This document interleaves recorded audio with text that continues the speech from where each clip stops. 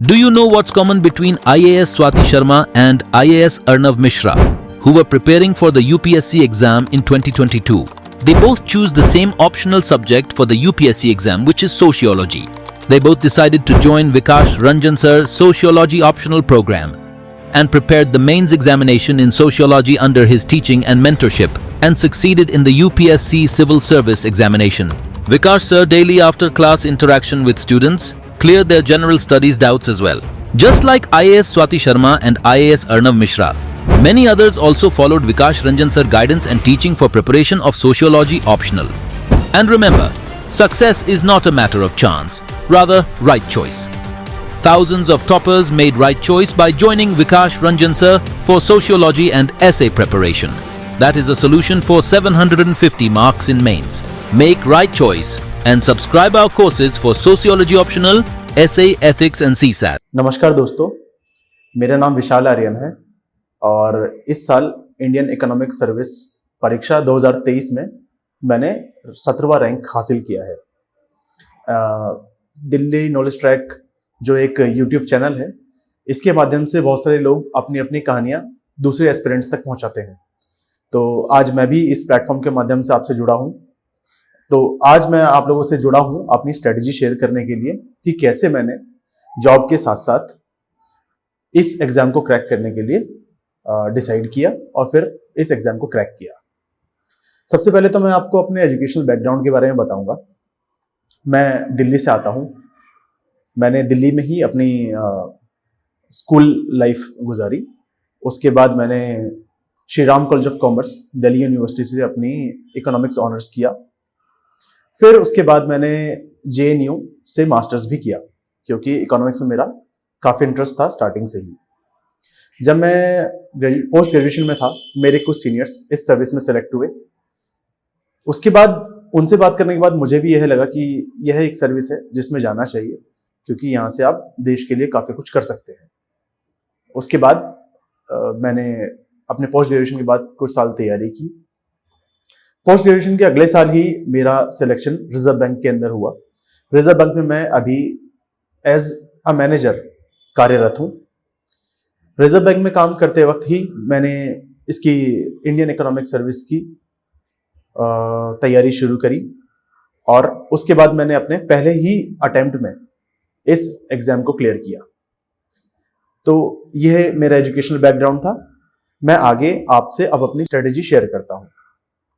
तो दोस्तों, आप सभी जानते हैं ये जो एग्जाम है, इसकी 2 स्टेजेस हैं। सबसे पहले है रिटन और उसके बाद है इंटरव्यू। रिटन के अंदर 6 एग्जाम्स हैं जो लगातार होते हैं 3 दिन। 2 शिफ्ट होती हैं एक दिन में, सुबह शाम। इस हिसाब से 6 एग्जाम 3 दिन चलते हैं। उसके बाद रिटन के रिजल्ट के बाद आपको इंटरव्यू में अपीयर होना होता है यूपीएससी बोर्ड के सामने। तो ये जो 3 एग्जाम है, 3 दिन ये जो एग्जाम चलते हैं, 6 एग्जाम्स हैं, मैं इनके बारे में थोड़ा सा आपको एक ओवरव्यू देता हूं। सबसे पहला एग्जाम है जीएस का और उसके बाद होता है इंग्लिश। ये दोनों एक दिन होते हैं। बाकी 2 दिन इकोनॉमिक्स के 4 कोर एग्जाम होते हैं। तो जो दूसरा दिन है, उस दिन इकोनॉमिक्स के पहला और दूसरा एग्जाम एवं आखिरी दिन यानी कि जो तीसरा दिन है, उस दिन सुबह शाम इकोनॉमिक्स का तीसरा और इकोनॉमिक्स का चौथा एग्जाम। इस हिसाब से 6 एग्जाम हम देते हैं। पहले तो जो जीएस है, मैं आपको जीएस, इंग्लिश और इन चारों इकोनॉमिक्स के पेपर्स के बारे में बताऊंगा। तो जो मार्क्स की स्कीम है वो ऐसी है कि जो इंग्लिश है और जो जीएस है, ये 2 पेपर 100-100 नंबर के हैं और जो बाकी के इकोनॉमिक्स के पेपर हैं 4, वो 200-200 नंबर के हैं। तो इस हिसाब से टोटल हमारा 1000 नंबर का रिटन बैठता है। रिटन के बाद 200 नंबर का आपका इंटरव्यू होता है। ये तो रही मार्क्स की स्कीम इस एग्जाम की। अब मैं आपको ये बताऊंगा कि जो पेपर है उसके अंदर मैंने सोर्सेज क्या फॉलो किए, क्योंकि मैं जब जॉब कर रहा था, जॉब के साथ साथ मेरे पास टाइम बहुत कम हुआ करता था। तो मैंने बहुत लिमिटेड सोर्सेज से ज्यादा कुछ ऑब्टेन करने की यानी कि आउटपुट लाने की कोशिश की। ये उसी की ही स्ट्रेटेजी है। मैं आपको बताता हूँ जनरल इंग्लिश और जनरल स्टडीज के बारे में। जनरल स्टडीज की तैयारी के लिए मैंने एनसीईआरटीज ही पढ़ी एवं उससे ही पूरा पेपर आप आराम से कर सकते हैं। साथ ही में अगर आप न्यूज़पेपर पढ़ रहे हैं तो उससे भी उसकी काफी मदद हो जाती है। उसके बाद जनरल इंग्लिश के अंदर ऐसे लिखना होता है तो उसके लिए आपको थोड़ी प्रैक्टिस लगती है। आप कोई भी कंटेम्पररी इशू को लेके उससे प्रैक्टिस कर सकते हैं ऐसे की। फिर समरी आती है उसके अंदर, तो पैसेज आपके पास दिया होगा, उसको आपको समरी बनानी पड़ेगी, और कुछ सेंटेंसेस होते हैं जो आपको करेक्ट करने होते हैं, तो जो आपकी बेसिक ग्रामेटिकल इफिशिएंसीज को चेक करेगा। ये तो दो पेपर।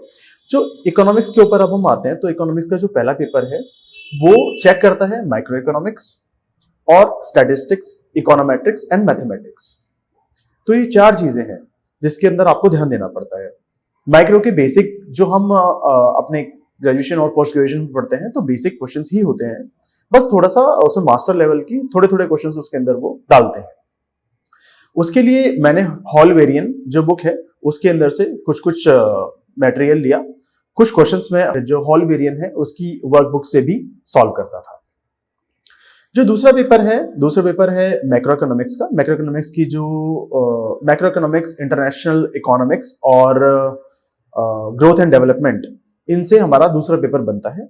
इसके लिए जो बेसिक सोर्सेज हैं वो हैं मैक्रो इकोनॉमिक्स के लिए फ्रोयन, इंटरनेशनल इकोनॉमिक्स के लिए सैल्वाटोर या क्रुगमैन भी आप ले सकते हैं, और तीसरा जो है हमारा ग्रोथ एंड डेवलपमेंट, उसके लिए मैंने कुछ ऐसा सोर्स नहीं लिया, लेकिन कुछ बुक हैं जैसे एपी थर्लवाल एंड जिंगान, उनसे मैंने कुछ कुछ मॉडल पढ़े थे। उसके बाद जो तीसरा पेपर है वो है एनवायरमेंटल इकोनॉमिक्स का और पब्लिक फाइनेंस का। पब्लिक फाइनेंस के लिए आप मसग्रेव एंड मसग्रेव के कुछ सिलेक्टेड चैप्टर पढ़ सकते हैं, और एनवायरमेंटल इकोनॉमिक्स के लिए मैंने ईपीजीपी पाठशाला, जो कि गवर्नमेंट की वेबसाइट है, उससे कुछ कुछ टॉपिक्स सिलेक्टेड वहां से मैंने पढ़े थे। कुछ टॉपिक्स उसके करंट इश्यूज से आप कवर कर सकते हैं। अगर आप न्यूज़पेपर पढ़ रहे हैं तो आपको उसका आंसर करने में ज्यादा दिक्कत नहीं होगी। जो चौथा पेपर है वो थोड़ा सा ट्रिकी लोग मानते हैं, उसका नाम है इंडियन इकोनॉमी। अब इंडियन इकोनॉमी बहुत वास्ट एरिया है, उसको कवर करना थोड़ा सा मुश्किल हो जाता है लोगों के लिए। इसके लिए मैंने मुरनाल सर के जो नोट्स आते हैं वो पढ़े थे। वो मैं पिछले साल से भी पढ़ रहा था, क्योंकि जो पिछला एग्जाम मैंने दिया उसके अंदर भी उसका काफी इस्तेमाल हुआ था, तो वो नोट्स मुझे काफी हद तक मैं उनको यूज कर चुका था पहले, तो इस बार मुझे इतनी ज्यादा दिक्कत नहीं हुई उस चीज में। ये तो रहे मेरे सारे सोर्सेस। अब मैं बात करता हूं कि जॉब के साथ साथ प्रिपरेशन में मैंने कैसे टाइम निकाला, इसकी मैं बात करना चाहूंगा। तो जब आप जॉब करते हैं तो आप मानिए कम से कम 10 से 12 घंटे आपके जॉब में जाते हैं, और उसके बाद अगर आप घर पे आपका समय जो निकलता है खाली, वो करीब करीब 4 से 5 घंटे का निकलता है। जॉब के अंदर जब आप ट्रेवल करते हैं तो अगर आप निकाल सकते हैं समय, तो करीब मानिए 2 घंटे के आसपास का या 1.5 घंटे के आसपास का समय आप निकाल सकते हैं। तो कुल मिला के आपके पास करीब 5 से 5.5 घंटे मिल सकते हैं निचोड़ कर। अब इन 5.5 घंटों का इस्तेमाल मैंने कैसे किया ये मैं आपको बताता हूं। तो सबसे पहले तो मैं क्या काम करता था, जब भी ट्रेवल करता था, मैं इस वक्त मुंबई में था जब मैं तैयारी कर रहा था, तो मुंबई के अंदर जब भी मैं ट्रेवल करता था, ट्रेवल के वक्त सुबह के वक्त मैं न्यूज़पेपर खत्म करता था ट्रेवल करते वक्त, और शाम के वक्त मैं जो भी मैंने पिछले दिन पढ़ा है उसको रिवाइज करता था। ये दो चीजें हमेशा चलती रही थ्रू आउट द प्रिपरेशन। उसके बाद जो 4 से 4.5 घंटे मुझे घर पे मिलते थे, उसके अंदर कुछ नए टॉपिक्स में पढ़ा करता था, और साथ ही मैं अपने नोट्स बना लिया करता था, ताकि अगली बार जब मैं रिवाइज करूं तो मुझे इतना टाइम ना लगे जितना मुझे पहली बार पढ़ने में लग रहा था। तो ये बेसिक स्ट्रेटेजी थी मेरी इस चीज की। अब इसके साथ साथ मैं आप चाहें अपने जॉब के वक्त आप लंच के अंदर थोड़ा टाइम निकाल सकते हैं, लेकिन ये बात का ध्यान रखें कि जो आपकी जॉब की रिक्वायरमेंट है उससे आप कॉम्प्रोमाइज ना करें, क्योंकि मैंने भी नहीं किया था तो मैं ये रिकमेंड भी नहीं करूंगा। आप अपने जॉब को अच्छे से करें, उसके साथ ही जो फ्री समय आपका होता है, जैसे लंच का टाइम है, उसको थोड़ा सा कट करके आप लंच में आप थोड़ी बहुत पढ़ाई कर सकते हैं अगर आप चाहें तो। उसके बाद मैं आपको एक टाइमलाइन देता हूं कि पूरे साल अगर आपके पास है तो फर्स्ट अटेम्प्ट को इंसान दे रहा है तो वो कैसे उस टाइमलाइन का इस्तेमाल करे, और मैं उस टाइमलाइन का कैसे इस्तेमाल करता। सबसे पहले आप 5 से 6 महीना लीजिए, जुलाई से लेकर दिसंबर। अगर आप तैयारी शुरू कर रहे हैं जुलाई में, तो जुलाई से लेकर दिसंबर 6 महीने के अंदर आप अपना सिलेबस खत्म करने की सोचिए, जो कि किया जा सकता है अगर आप डेली 5 से 6 घंटे दे पा रहे हैं अपनी पढ़ाई को। तो उसके बाद अगले दो महीने हैं आपके, जनवरी से फरवरी, उसके अंदर आप छोटी छोटी टेम्पलेट्स बनाइए पहले रिवीजन के साथ साथ। जो टेम्पलेट्स हैं आपकी, उस टेम्पलेट्स में आप बहुत छोटे छोटे पॉइंटर्स लिखेंगे कि अगर एग्जाम के अंदर उस टॉपिक से कुछ आ जाए तो आप तुरंत के तुरंत वो पॉइंटर्स याद कर सकें। वो टेम्पलेट्स आपको बहुत जरूरी होंगी आपके लिए। अगले 2 महीने में आप क्या काम कीजिए, मार्च और अप्रैल में कि आप सेकंड रिवीजन लगाइए, उस सेकंड रिवीजन के साथ साथ आप फुल लेंथ टेस्ट अगर आप दे सके तो देने शुरू कीजिए। वैसे मैं रिकमेंड करूंगा कि 5 से 6 क्वेश्चंस आप सॉल्व करें। मैंने भी 5 से 6 ही क्वेश्चन किए थे, मेरे पास समय का अभाव था मेरे पास उस वक्त। तो मैंने क्या काम किया था, मैं 5 से 6 क्वेश्चन लेता था और उन्हीं को ही सॉल्व करता था टाइमर लगा के। तो अगर आप डेली बेसिस पे 5 से 6 क्वेश्चन कर रहे हैं तो आप मानिए कि आप जब आप फाइनल एग्जाम देंगे तो उस वक्त आपको एक हैंग हो चुका होगा कि कैसे आंसर लिखे जाते हैं और आप आराम से पूरा पेपर कर पाएंगे। उसके बाद जो आखिरी के 2 महीने हैं, मई और जून के अंदर आप फिर से थर्ड रिवीजन कीजिए और साथ ही में हो सके तो एक फुल लेंथ टेस्ट हर एक पेपर का लगा दीजिए और साथ ही साथ जो टेम्पलेट्स आपने बनाए थे उनको रिवाइज करते रहिए। अब ये तो है पूरे साल की स्ट्रेटेजी, लेकिन मैं बात करना चाहूंगा कि इन सब चीजों में किन किन छोटी छोटी चीजों ने मेरी सबसे ज्यादा मदद की। तो मेरी सबसे ज्यादा मदद की प्रीवियस ईयर क्वेश्चंस ने। ऐसे बहुत सारे टॉपर्स हैं जो ये बात पहले भी बोल चुके हैं, लेकिन इसको जितनी बार बोला जाए शायद उतना ही कम है। प्रीवियस ईयर क्वेश्चंस बहुत ज्यादा इंपॉर्टेंट है। तो मैं क्या काम करता था, प्रीवियस ईयर क्वेश्चंस को ही सॉल्व करता था। सबसे पहले प्रीवियस ईयर क्वेश्चंस उठाए, खासकर माइक्रो इकोनॉमिक्स और मैथमेटिक्स के, तो उनको सॉल्व किया और उनको सेव कर लिया एक जगह साइड में, ताकि रिवीजन में मेरे पास मुझे हेल्प हो सके।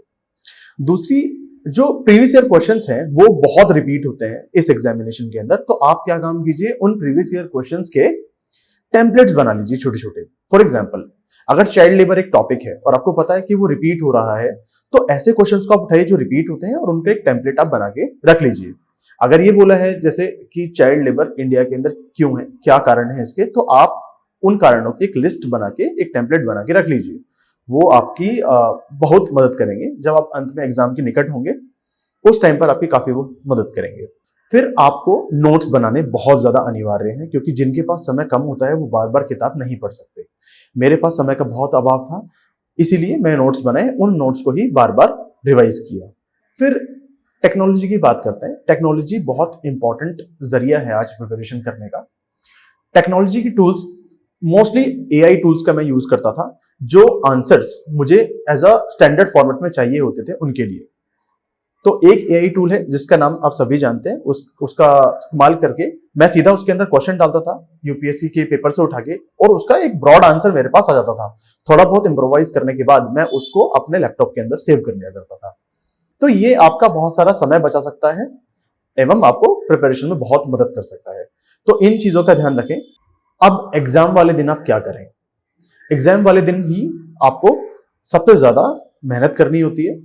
तो उस दिन आप ये ध्यान रखें कि उस दिन का एम ये होगा कि आप अपनी जो स्ट्रेंथ्स हैं उनको मेंटेन रखें और अपनी वीकनेस जिन पर आपने काम किया है उनको भी हैंडल करें इजीली। क्योंकि पूरा सिलेबस कवर करना मुश्किल है, मैं नहीं कर पाया था, लेकिन जो स्कोरिंग एरियाज थे जिनका मुझे ऐसा लगता था कि क्वेश्चन आए हैं पास्ट ईयर क्वेश्चंस में, उनको मैंने अच्छे से प्रिपेयर किया हुआ था। तो मेरा एम ये था कि जो पास्ट ईयर क्वेश्चंस हैं उनको मैं अच्छे से करूं और जो क्वेश्चंस रिपीट होते हैं उनको अच्छे से करूं। तो एग्जाम वाले दिन जो एरिया मुझे लगता था कि ये मुझे आता है, सबसे पहले मैंने उन्हीं क्वेश्चंस को उठाया और उनको बहुत अच्छे तरीके से किया।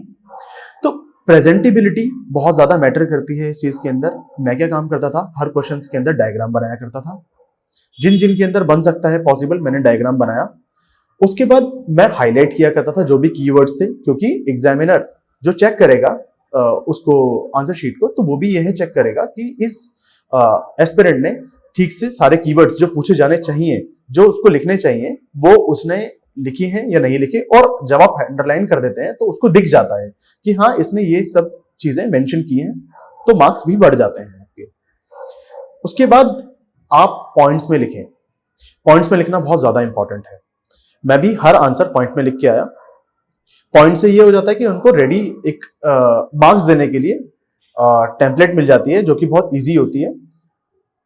उसके बाद एक जो सबसे इंपॉर्टेंट चीज है वो ये है कि सारे क्वेश्चंस को आप आंसर करें, कोई भी आप क्वेश्चन ना छोड़ें। अगर आपको ऐसा लग रहा है कि मुझे थोड़ा बहुत भी किसी क्वेश्चन के बारे में पता है, तो आप उसके आंसर जरूर दें, जो कि बहुत ज्यादा इंपॉर्टेंट है। क्योंकि ये ऐसा इसलिए इंपॉर्टेंट है क्योंकि आप जब छोड़ के आते हैं तो उसके लिए तो आपको कुछ भी मार्क्स मिलते ही नहीं है। तो एटलीस्ट आप कुछ लिख के आए, चाहे आपको जनरल पर्सपेक्टिव से, बहुत स्पेसिफिक होकर ना लिखें, चाहे आपको जनरल पर्सपेक्टिव से लिखना पड़े, आप जनरल पर्सपेक्टिव से उसको लिख के आइए। जनरल पर्सपेक्टिव से ही भी आप अगर आप आंसर लिखते हैं तो भी आपको एक एवरेज नंबर ऑफ मार्क्स मिल जाते हैं, जो कि 0 मार्क्स मिलने से बहुत ज्यादा अच्छा है। अब हम आते हैं इंटरव्यू पे, जो कि 200 नंबर का होता है और इस प्रोसेस का बहुत इंपॉर्टेंट कॉन्स्टिट्यूएंट है। तो हमारा यूपीएससी धौलपुर हाउस में इंटरव्यू हुआ दिसंबर में, और इंटरव्यू के लिए करीब करीब 1 महीना मिलता है। तो आपके रिटर्न के रिजल्ट के बाद करीब करीब 3 से 4 महीने आपको मिलते हैं। हमारा रिटर्न का रिजल्ट आया था अगस्त 2023 में, और हमारा इंटरव्यू हुआ दिसंबर में। तो करीब 3 से 4 महीने आपको मिलते हैं। इन 3 से 4 महीने में आप क्या कर सकते हैं? मैंने ये किया था कि मैं 2 न्यूज़पेपर पढ़ने लगा था। एक जनरल न्यूज़पेपर जैसे द हिंदू या इंडियन एक्सप्रेस, और एक इकोनॉमिक स्पेसिफिक न्यूज़पेपर जैसे कि मिंट या बिजनेस स्टैंडर्ड। तो इसके अंदर ये होता है कि आपको एक इकोनॉमिक पर्सपेक्टिव डेवलप होना शुरू हो जाता है उस टाइम पर। इकोनॉमिक पर्सपेक्टिव जब डेवलप हो जाता है तो आप कभी आपसे कोई क्वेश्चन पूछता है तो आप इकोनॉमिक पॉइंट ऑफ व्यू से आंसर दे सकते हैं। फॉर एग्जाम्पल, अगर आपसे इंटरव्यू बोर्ड ने ये पूछ लिया कि इंडिया के अंदर अगर महंगाई हो रही है तो क्यों है, तो आप बहुत मल्टीपल रीजंस उसके दे सकते हैं सिर्फ न्यूज़पेपर को पढ़ के और इकोनॉमिक पर्सपेक्टिव से। उसके बाद मैं और मेरा एक फ्रेंड जो कि तैयारी कर रहा था, हम दोनों डिस्कशन किया करते थे। जो भी टॉपिक हम दिन में न्यूज़पेपर पढ़ते थे उसको हम रात को डिस्कस करते थे, ताकि हमारा पॉइंट ऑफ व्यू इवॉल्व हो और हम क्रिटिकली एक दूसरे की बातों को एनालाइज किया करते थे, जिससे थॉट प्रोसेस डेवलप हो। तो हमारा थॉट प्रोसेस बहुत ज्यादा शार्पेंड हो गया था इस चीज की वजह से। उसके बाद मॉक देना बहुत ज्यादा जरूरी है। मैंने करीब करीब 3 मॉक दिए थे। मॉक देना करीब करीब इक्विवेलेंट है जो आप प्रैक्टिस करते हैं रिटन में, उसके मॉक देना बहुत ज्यादा जरूरी है। मॉक देने से आपकी बहुत सारी जो कमियां हैं आपको पता लगती हैं। जो लोग मॉक ले रहे हैं आपका, वो आपको बताते हैं क्या दिक्कत है, उसके अकॉर्डिंग आप इंप्रोवाइज कर सकते हैं चीजों को। तो ये मेरी रिटन और इंटरव्यू की स्ट्रेटेजी थी जो मैंने आप सब लोगों से शेयर करी।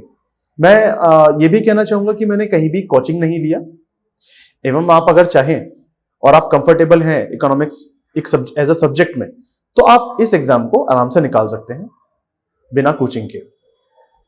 आपको बस स्टैंडर्ड सोर्सेस जो कहीं भी मिल जाते हैं इजीली, बहुत टॉपर्स हैं जिन्होंने अपनी वेबसाइट मेंटेन की हुई है, आप उनकी वेबसाइट पे जाके चेक कर सकते हैं। जो उनकी बुक लिस्ट थी, आप बुक लिस्ट ले सकते हैं, उस बुक लिस्ट के अकॉर्डिंग आप फॉलो कर सकते हैं उसको। क्योंकि ग्रेजुएशन और पोस्ट ग्रेजुएशन में जो हम पढ़ के आए हैं, सिर्फ वही करीब करीब वही इस एग्जाम के अंदर आता है। तो कोचिंग लेना बिल्कुल भी अनिवार्य नहीं है इस एग्जाम के लिए।